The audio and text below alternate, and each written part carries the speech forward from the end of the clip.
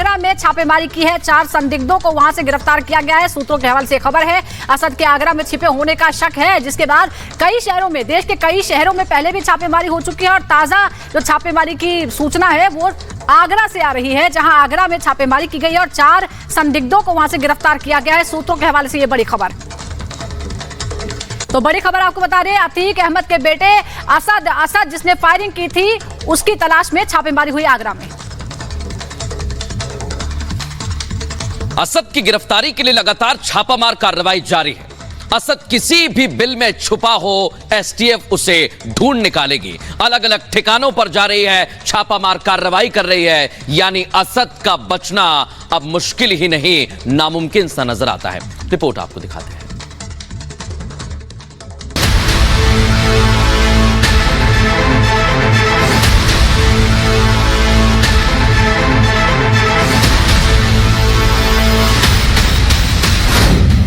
शिकंजे में डॉन का बेटा।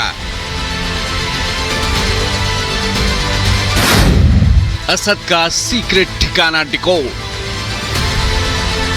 माफिया डॉन अतीक का बेटा असद 26 दिनों से लुका छिपी का खेल खेल रहा है, लेकिन अब वो बच नहीं पाएगा।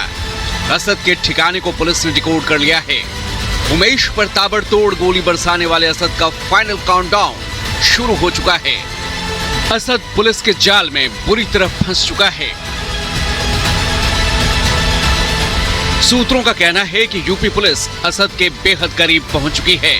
उसके मददगार गैंगस्टरों पर शिकंजा कसा जा चुका है। अब बारी असद की है। जो जानकारी सामने आ रही है उसके मुताबिक असद पश्चिमी यूपी के आगरा जिले में कहीं छिपा है। जिस इलाके में असद के छिपे होने की आशंका है, उस पर यूपी एसटीएफ और एटीएस की पूरी नजर है। यानी असद अपने बिल से जैसे ही बाहर निकला, उसका गेम ओवर होना तय है। असद की तलाश में जुटी एसटीएफ ने फतेहपुर सीकरी, राजस्थान बॉर्डर से जुड़े इलाकों में छापेमारी की। इस दौरान असद के टोल प्लाजा से गुजरने की सूचना मिली, जिसके बाद टोल प्लाजा पर घेराबंदी की गई। टोल प्लाजा की 3 लेन बंद करा दी गई। फतेहपुर सीकरी जाने वाली 1 लेन खोली गई।